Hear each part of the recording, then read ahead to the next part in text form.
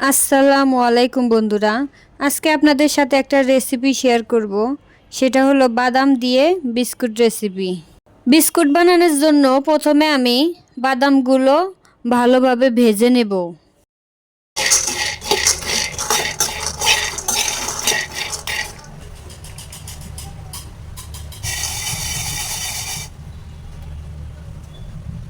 বাদামগুলো ভালোভাবে ভাজা হয়ে গেলে ঠান্ডা করার জন্য একটা প্লেটে ঢেলে নেব।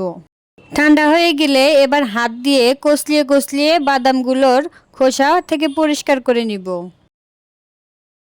দেখুন বাদামগুলো কত সুন্দর পরিষ্কার হয়েছে। এবার একটা ব্লেন্ডার জারে সবগুলো বাদাম ঢেলে ব্লেন্ড করে নেব।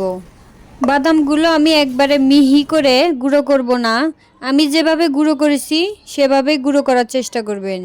এবার একটা বাটিতে 1 কাপ পরিমাণ তেল নেব আর 2 চামচ গুঁড়ো করা চিনি, সামান্য লবণ নেব। এখানে আপনারা যে যেরকম মিষ্টি পছন্দ করেন সে অনুযায়ী চিনি দিতে পারবেন।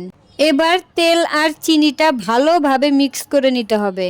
এ পর্যায়ে বেকিং পাউডার আর কর্নফ্লাওয়ার দিয়ে আবারও ভালোভাবে মিক্স করে নিতে হবে।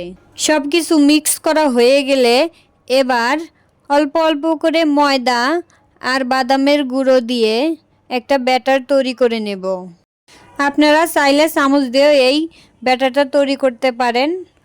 আমি এখানে চামচটা রেখে হাত দিয়ে ব্যাটারটা তৈরি করেছি।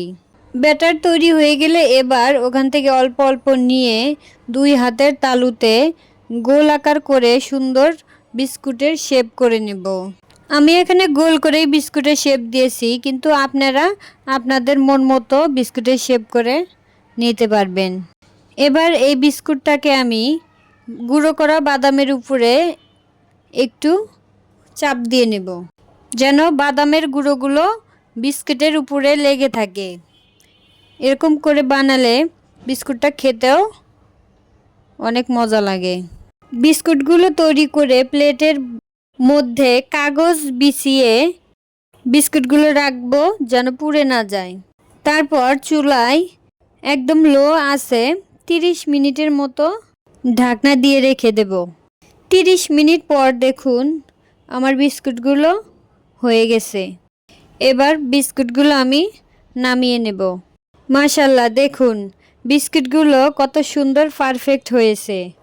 বন্ধুরা, আমার রেসিপিগুলো যদি তোমাদের ভালো লেগে থাকে অবশ্যই আমার চ্যানেলটা সাবস্ক্রাইব করে আশা করি আমার পাশেই থাকবে তোমরা। ভিডিওটা শেষ পর্যন্ত দেখার জন্য তোমাদের সবাইকে ধন্যবাদ।